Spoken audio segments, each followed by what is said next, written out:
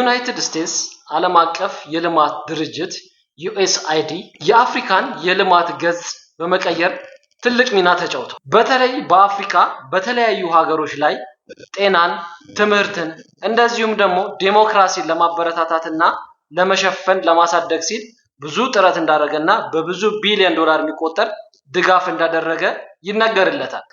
ጤና ይስጥልኝ። ይህ አቡበከር ሰማን ሚዲያ ነው።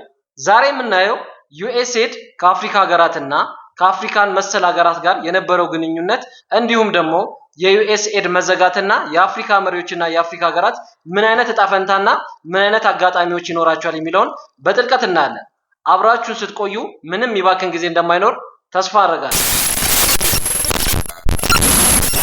USAID በአፍሪካ የተለያዩ ድጋፎች አድርጓል። ባለፉት 10 ዓመታት ውስጥ USAID ለአፍሪካ ሀገሮች በቢሊዮን የሚቆጠር ዶላር በትምህርት፣ በጤና፣ በዲሞክራሲ እንደዚሁም ደግሞ አጣዳፊ በሆኑ ተግባራት ላይ በመሳተፍ እርዳታውን ወይም ድጋፉን አድርጓል።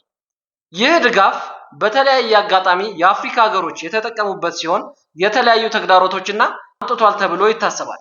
እናም የUSAID የአፍሪካ አህጉር ድጋፍን ሲቋረጥ የአፍሪካ መሪዎችና የአፍሪካ ሀገራት ዕጣ ፈንታቸው ምን ሊሆናል የሚለውን አብረን እንይ።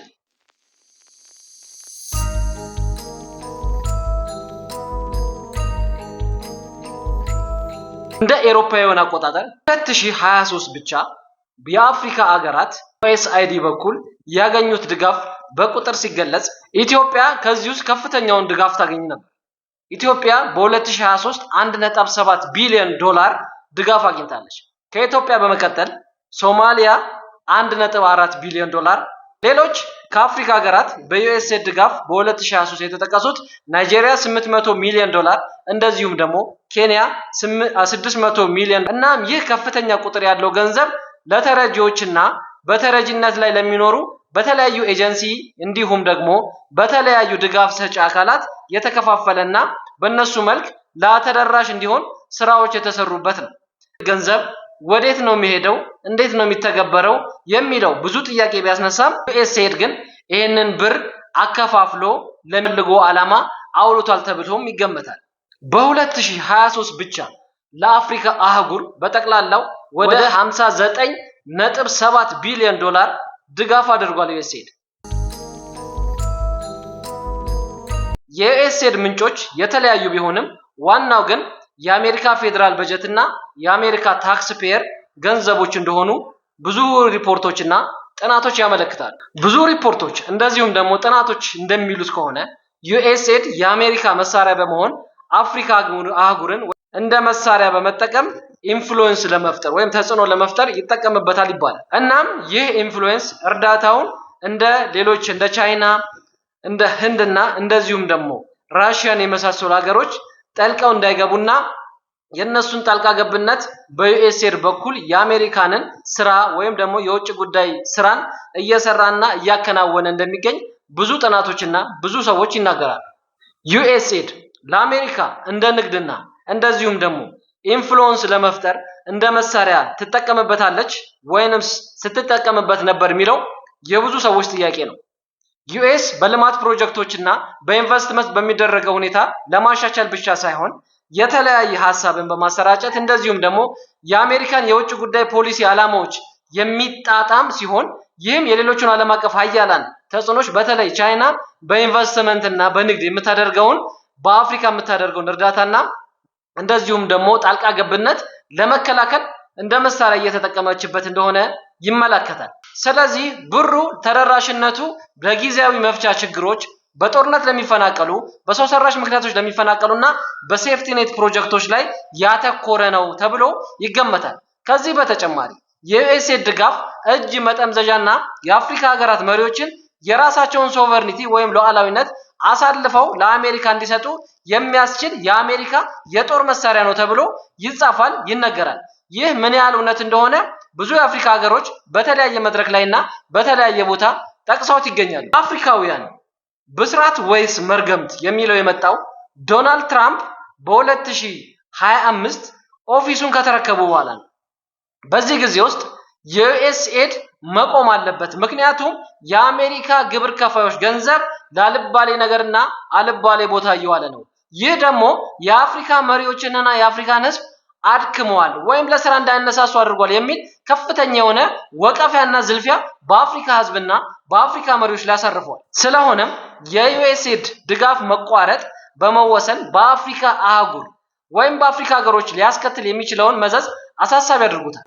የትራምፕ አስተዳደር ዩኤስአይዲን የገንዘብ ድጋፍ ለአፍሪካ ሀገራት የሚደረገው ማለት ነው ለማቋረጥ በመወሰኑ በአፍሪካ አህጉር ላይ ሊያስከትል የሚችለው መዘዝ አሁንም አሳሳቢ ነው። በአስተዳደሩ የውጭ እርዳታ በእጅጉ ለመቀነስና አሜሪካን ፈርስ የሚለው የዶናልድ ትራምፕ የምርጫ ቅስቀሳ አሜሪካንን ታላቅ ለማድረግ አሜሪካ የምታወጣውን ወጪ መቀነስ አለብን የሚል ነው። እናም ይሄ ቅነሳ ታዳጊ ሀገር ላይ የሚኖሩ ህዝቦችን በብዛት እየጎዳ ነው። ምክንያቱም ብዙ ፕሮጀክቶችና ከፕሮጀክቱ ጋር የተያዙ ብዙ ሰራተኞች እንደዚሁም ደግሞ ብዙ የዓለም ድርጅቶች ኤንጂኦዎች ማለት ነው ከዩኤስኤድ በሚያገኙት ገቢ ዩኒሴፍን ጨምሮ እነዚህ እንዳለ የዩኤስኤድ ገቢን በመጠቀምና የዩኤስኤድ በጀትን በመጠቀም በብዙ የአፍሪካ ሀገራት ላይ ስራዎችን እያከናወኑ ስለነበር ይሄ መቋረጥ መዘዙ ትልቅ ነው የሚባለው በዚህ ምክንያት ነው። እና የድህነት መጨመርን ሊያመጣ ይችላል፣ የጤና ቀውሶች ሊያመጣ ይችላል፣ ትምህርትና እንደዚሁም ደግሞ ዲሞክራሲን ያኮላሻል ወይም ደግሞ የተጀመረው ተስፋን ያደበዝዛል የሚል ትልቅ ስጋት በተለያዩ ሰዎችና በተለያዩ ሚዲያዎች ላይ እየተዘገበ ይገኛል። ኢንስቲትዩት ኦፍ ሴኩሪቲ ስተዲ አፍሪካ እንደሚያሳየው ዘገባ ከሆነ ተጨማሪ 5.7 ሚሊዮን አፍሪካውያን በእርዳታ ቅነሳ ምክንያት ወደ አስከፊ ድህነት ውስጥ ሊወርቁ ይችላል የሚል ግምትና ጥናት አድርጓል። የጤና ፕሮግራሞችን መቆም የጤና ፕሮግራሞችን ስፖንሰር ወይም ድጋፍ ማድረጉ መቆም በተመለከተ የጤና ፕሮግራሞች መቀነስ በሽታዎችን በተለይ ወባ እንደዚሁም ደግሞ የተለያዩ አስከፊ የህፃናት በሽታዎችን በመዋጋት ረገድ የተገኘውን እድገት ሊቀንስ ይችላል የሚል ግምት አለ። ይህም ከፍተኛ የሆነ የሞት መጠን በአፍሪካ አህጉር በተለይ የዩኤስኤድ ድጋፍን በጣም በሚያገኙ የአፍሪካ አህጉር ላይ የአፍሪካ ሀገሮች ላይ የከፋ ሊሆን እንደሚችል ብዙ ጥናቶች እያመላከቱ ነው። ወትሮም ቢሆን የአፍሪካ ዲሞክራሲ እንደዚሁም የአፍሪካ ፖለቲካዊ አስተዳደር እንጭጭ የሆነ ታዳጊና ገና ያልበሰለ ስርዓት ነው። የዩኤስኤድ ወይም ደግሞ ዩኤስአይዲ ድጋፍ ፖለቲካን እንደዚሁም ደግሞ ዲሞክራሲን ለማበረታታት የሚደረጉ ድጋፎች መቅረታቸው የአፍሪካ አህጉርን የአፍሪካ መሪዎችንና የአፍሪካ ህብረተሰብን ወደ ተለያየ የፖለቲካ አለመረጋጋት ተጋላጭነት ያጋጥመዋል ወይ ተጋላጭነት ውስጥ ይከተዋል የሚል አለ። አለመረጋጋት ሌላኛው የዩኤስአይዲ ገንዘብ ወይም ድጋፍ መቋረጥ ሊያስከተለው የሚችለው በአፍሪካውያን ላይ የሚታይ ችግር እንደሆነ ብዙ ይነገራል። የዲሞክራሲ አለመፋፋት እንደዚሁም ደግሞ የፖለቲካ አለመረጋጋት በእነዚህ ሀገሮች ላይ ድጋፉ ሲቀር አስከፊ ሁኔታ ውስጥ ካላማራጭ እንዲገቡና የተጀመረው የፖለቲካና የዲሞክራሲ ስርዓት ግንባታ ሊቃወስ የሚችልበት ብዙ መንገዶች ይታያሉ የሚል አስተሳሰብና ግምት አለ። የዩኤስአይዲ መቋረጥ ለአፍሪካውያን ጥቅም አለው ብሎ የሚከራከሩ ስኮላሮች አሉ። እነዚህም እንደሚሉት ከሆነ የዩኤስአይዲ የአፍሪካን መቋረጥ ወደ አፍሪካ አህጉር የሚደረገው ድጋፍ መቋረጥ የአፍሪካ አህጉርንና የአፍሪካ ሀገሮችን ውስጥ የሚኖሩትን መሪዎች እንደዚሁም ህዝቦች ከጥገኝነት የማላቀቅና በራሳቸው ስልተ ምርትና በራሳቸው የዲሞክራሲ ባህል እንዲዋኙና እንዲቀስፉ ከዛም ለውጥን ሊያመጡ እንደሚችሉ ይታመናል ተብሎ ያስባሉ። ጥቅም እንደ ትልቅ ጥቅም ተደርጎ ይወሰዳል። አንዳንዶቹ ደግሞ እዚሁ ጥቅም ላይ ምን ይላሉ? የአፍሪካ ሀገራት ሳይዘጋጁና በብዙ መቶዎች ወይም በብዙ ሚሊዮን የሚቆጠሩ ሰዎች በድህነት አረንቋ ውስጥ እርዳታ ጠባቂ ሆኖ ስላለ በድንገት ይሄ ሲመጣ ብዙ መፈናቀልና ብዙ ችግሮች እንደዚሁም ደግሞ በኢኮኖሚም በሜንታልም በተለያዩ ስነ ልቦናዊ ችግሮች ውስጥ ሊዘፈቁ የሚችሉ የአፍሪካ ዜጋዎች በጣም በሚሊዮን ይቆጠራሉ ብለው ያስባሉ። ጥቅሙ ለአሜሪካኖች ደግሞ በተለይ የትራምፕ ደጋፊዎች ለሆኑት አሜሪካን ፈርስ ለሚሉት ደግሞ ጥቅሙ ምናልባት የተሻለ የሚሆነው የሀገር ውስጥ ምርታቸውን ወይ ደግሞ ወደ ውጭ ላክ የነበረው ገንዘብ አገር ውስጥ ይውልና ለሀገሮች ወይም ደግሞ የሀብት መደላደልን የሚፈጥርበትና የአሜሪካ ውስጥ የሚኖሩትን ሌሎች ድሃዎች የመርዳት ሀሳብና የአሜሪካ ገንዘብ ኢንቨስት እንዳያደርግና አሜሪካኖችን ቅድሚያ ለመስጠት የታሰበና የታለመ እንደሆነ ልክ እንደ ጥቅሙ ብዙ ጉዳቶች እንደሚኖሩትም ይነገራል። የዩኤስአይዲ መቋረጥ አሜሪካኖች ወይም የዶናልድ ትራምፕ አስተዳደር የሚያስበው ይህ እርዳታ የዩኤስአይዲ እርዳታ ለአፍሪካ ሀገሮችና ለተለያዩ የኤዥያ ሀገሮች የሚላከው ማለት ነው። እሱ ከቆመ ማለት ለአፍሪካውያን ለራሳቸው የተለየ ጥቅም ያስገኛል ይላል። አንደኛው ራሳቸውን እንዲችሉና በራሳቸው እንዲተማመኑ ሊጋብዛቸው ይችላል። የሰብአዊነት ተጽዕኖ ነው። በጤና በትምህርትና በምግብ ዋስትና ላይ ፈጣን አሉታዊ ተጽዕኖች ይኖራሉ። ሰብአዊነት ይለምልም የሚለው የሊበራል አስተሳሰብና በዩናይትድ ኔሽንስ ውስጥ የተቀመጠው የተባበሩት መንግስታት ሀገሮች ኮመን ቫሉና ኮመን ሼርድ የሆነ ፊውቸር አላቸው የሚላል። ስለዚህ ከሰብአዊነት አንፃር ሲታይ ይሄ ማቋረጣችን የተወሰነ የሰብአዊ መብት ጋፕ ወይ ደግሞ ሰብአዊነትን የሚጣረስ አይነት ነው ብለው ያስባሉ። ሁለተኛው ነገር ደግሞ ተጽዕኖ ማጣት ይኖራል ተብሎ ይታሰባል። አሜሪካን ተጽዕኖ በአፍሪካ፣ የአሜሪካ ተጽዕኖ በምስራቅና በመካከለኛው ምስራቅ፣ የአሜሪካ ተጽዕኖ በደቡብ ምስራቅ ኤዥያ አካባቢ ባሉ ሀገሮች ላይ ይህን እርዳታ በሚወስዱ ላይ ተጽዕኖ ያንሳል አሳሰቦች አሉ። ስለዚህ ዩኤስ በአፍሪካ ያላትን አቋምና ተጽዕኖ ሊያሳጣ ይችላል። ይህም እንደ ቻይና ያሉ ሌሎች ሀገሮችን ክፍተቱን እንዲሞሉና ጣልቃ እንዲገቡ በር ይከፍታል። ይህ ሁላ ነገር ከአሜሪካ ሲሰማ ትልቁን ለ60 ዓመትና ከ60 ዓመት በላይ ያገለገለውን በተለይ ለአፍሪካ ሀገሮች ጥቅምና ድጋፍ ሲሰጥ የነበረውን ተቋም መዝጋት እና እርዳታውን ሰስፔንድ ማድረግ ያልተለመደ ነው። ይሄ ሲቋረጥ የአፍሪካ መሪዎች አማራጫቸው ምን ይሆናል የሚለው ትልቅ ጥያቄ ነው ማለት ነው። በቅርብ በተደረገው የአፍሪካ ህብረት ስብሰባ ይሄ ጉዳይ ባይነሳም እንደ አጀንዳ ግን ውስጡን እየተብላሉ ያሉ ወሬዎች ግን መስማት ተችሏል።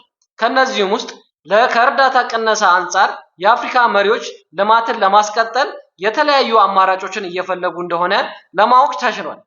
ዋናው ደግሞ ተብሎ የተነሳው አፍሪካ ኮንቲኔንታል ፍሪ ትሬድ ኤሪያ እንደ ወሳኝ ድልድይ ተቆጥሮ እየተሰራበት እንደሆነ የአፍሪካ መሪዎች እያመኑና እየተናገሩ ነው።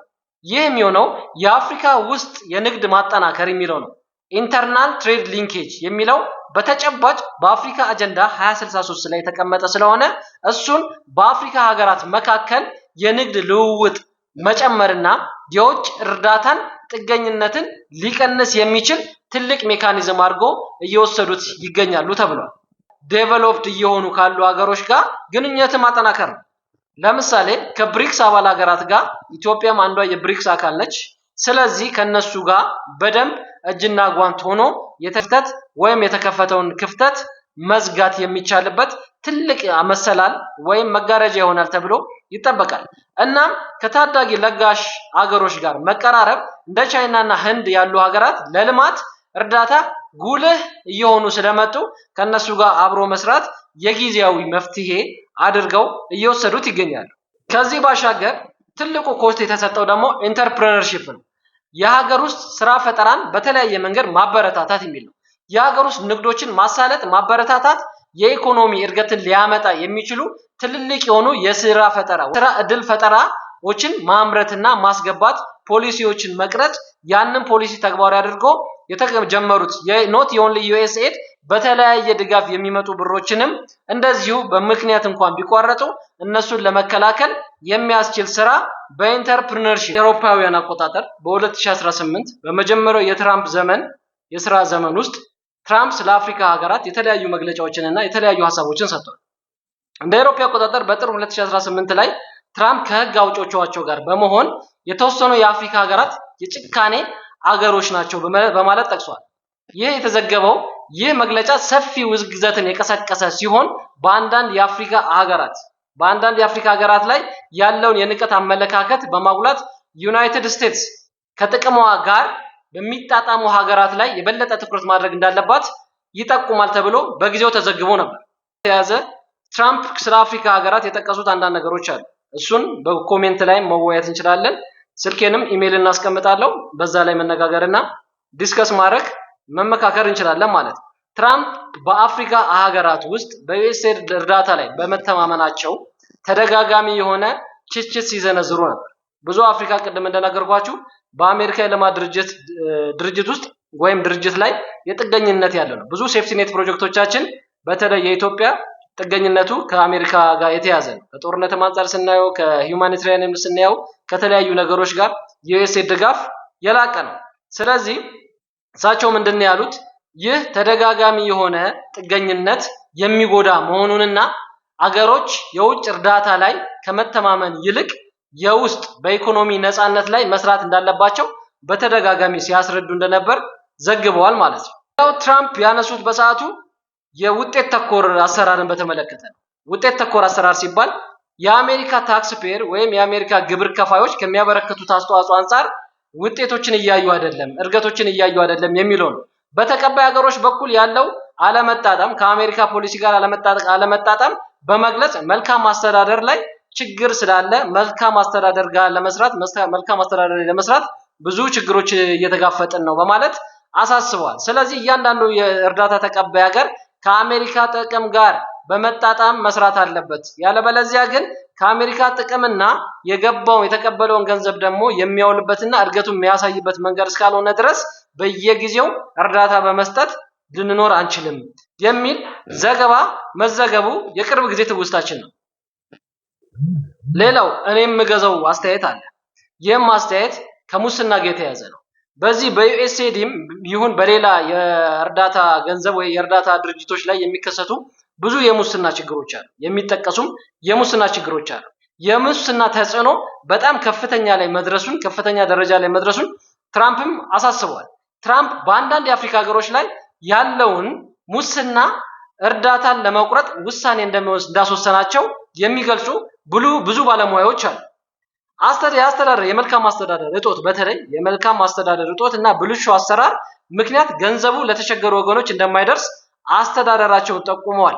ይህ ገንዘብ የት እንደሚገባ ለማን እንደሚሰጥ ግልጽ ያለ ነገር ባይኖርም እሳቸው ግን ከፍተኛ የሆነ የሙስና ከአሜሪካም ሳይድ ሊሆን ይችላል ከተቀባይም ሀገር ሊሆን ይችላል ከፍተኛ የሙስና በርና ገንዘቡ ለተፈቀደለት ዓላማ ስለማይውል ከፍተኛ ክትትል እንደሚደረግና ማሻሻያ ማድረግ እንደሚችሉ ወይም እንደሚፈልጉ መጠቆማቸው ይታወሳል። ከዚህ ጋር በተያያዘ ማለት ነው። ሌላው ደግሞ እኔ ያስደስተኝ ነገር አንድ ነገር አለ። እሳቸው የገለጹት ነገር ከነዚህ ውስጥ አንደኛው ከሙስና ቀጥሎ ማለት ነው የእርዳታን ወይም ደግሞ የምንረዳዳውን የአፍሪካ ሀገራትን ወይ ሌሎች ሀገራትን የምንረዳውን እርዳታ ሲስተም ወደ ንግድ ሸሪክነት መቀየር እንችላለን። ሁልጊዜም እርዳታ ሰጪ እነሱ እርዳታ ተቀባይ እርዳታ ሰጪነትን ወደ ንግድ ሸሪክነት የመለወጥ ሀሳብ እንዳላቸው አመላክቷል። ምናልባት ምን ያህል እውነት ይሁን አይሁን መሬት ላይ ወርዶ ስናየው የምንመለከተውና የምንዳሰሰው ይሆናል። ከዚህ በተጨማሪ ግን እዚህ ጋር ከፍተኛ ነገር ያነሱት የኢኮኖሚ እድገት ለሀገሮች ወሳኝ እንደሆነ እርዳታ ላይ የተንጠለጠለ በጀት እንደ ኢትዮጵያውያን ይሄን ያህል ፐርሰንት ከእርዳታ ነው የምናገኘው ብሎ የሚበጅት ሀገር አፍሪካ ሀገር ውስጥ በበዛበት አህጉር ውስጥ ስንኖር የኢኮኖሚ እድገት ከፍተኛ የሆነ ሚና ይጫወታል። ኢኮኖሚ እስካላደገ ድረስ እያንዳንዱ ስራችን ብድርን መክፈል ብድር መቀበል ይሆናል። ትራምፕ ከእርዳታ ሰጪነት ወይም ከእርዳታ መቀባበል ወደ ንግድ ሸሪክነት እንጋ ለመጨመር የምፈልገው ሀሳብ ምንድነው? የዩኤስኤድ ገንዘብ ከአሜሪካ ህዝብ ይሰበሰባል፣ ከአሜሪካ ፌዴራል በጀት ይወጣል፣ ከተለያዩ አጋር ድርጅቶች ይሰበሰባል። ይሄ ሲሰበሰብ በተቃራኒው ደግሞ የተሰበሰበው ገንዘብ በጥሬ ገንዘብ አይመጣም። ብዙ ጊዜ ወደ ተደራሽ ሀገሮች ማለት ነው የሚመጣው ብዙ ጊዜ የሚመጣው በእርዳታ መልክ ነው። ወይ በስንዴ መልክ ይመጣል፣ ወይ በሶርጋን መልክ ይመጣል፣ ወይ ደግሞ በእነዚህ በዘይት በተለያዩ እርዳታ ማቴሪያልስ ወይ በሜዲሲን አማካኝነት ተለውጦ ይመጣል።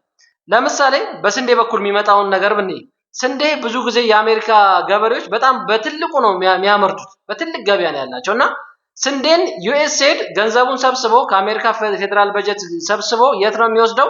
አሜሪካን አግሪካልቸራል ኤጀንሲ የሚባል አለ፣ ዲፓርትመንት ማለት ነው። እዛ ዲፓርትመንት ላይ ወስዶ ያንን ገንዘብ መሸጫ ነው መግዣ ነው የሚያደርገው፣ ከገበሬዎች ነው የሚገዛበት ማለት ነው። ከገበሬዎች በሚገዛበት ጊዜ ገበሬዎቹ አንደኛ ይበረታታሉ፣ ዞሮ ዞሮ ገንዘብ ይሰጣቸዋል፣ እህሉን ይሰጡናል ማለት ነው። እህሉን ደግሞ እኛ ዳምፕ ነው የሚደረግበት ብዙ ጊዜ። እንደውም አንዳንዴ ይህንን እህል አስፈጭታችሁ ወደ ብርነት ቀይሩት ወይም ወደ ገንዘብ ቀይሩትና ተጠቀሙበት የሚባል አባባል አለ እና እንደዚህ አይነት መንገዶች ስላለው ዞሮ ዞሮ ጥቅሙ ለሁለቱ መሆኑን አለ የማይባል ሀቅ ነው። እናም የአሜሪካ በጀት ወይም ደግሞ የአሜሪካ ፋይናንስ ስትራክቸር በተመለከተ ኢንፍሉዌንሻል ነው። ዩኤስኤድ በጣም ኢንፍሉዌንሻል ነው። በሚያደርገው በጀትና በሚያደርገው ድጋፍ የብዙ የአፍሪካ ሀገራትን ዴሞክራሲ፣ የብዙ የአፍሪካ ሀገራትን ሶቨርኒቲ እንዳለ ጥሶ ገብቶ ብዙ ስራዎችን በእርዳታ ስም ሲፈጽም እንደነበር ይታወቃል። በማጠቃለል የዩኤስኤድ ሚና በአፍሪካ የነበረውን ምን ያህል ድጋፍ ሲያደርግ እንደነበር፣ በተቃራኒው ደግሞ በዲሞክራሲ በሶቨርኒቲ ወይ በሉዓላዊነት ላይ ብዙ ጥያቄዎች ሲነሱበት እንደነበረ፣ እርዳታው ለጠጥታ ለተደራሽ ሳይሆን ለተለያዩ አካላት ማደለቢያ እንደዚህ ኦሊጋርኪን የፈጠረ መሆኑን ተገንዝበናል ማለት ነው። በማጠቃለያ ብዙ ሀሳቦችን አንስተናል።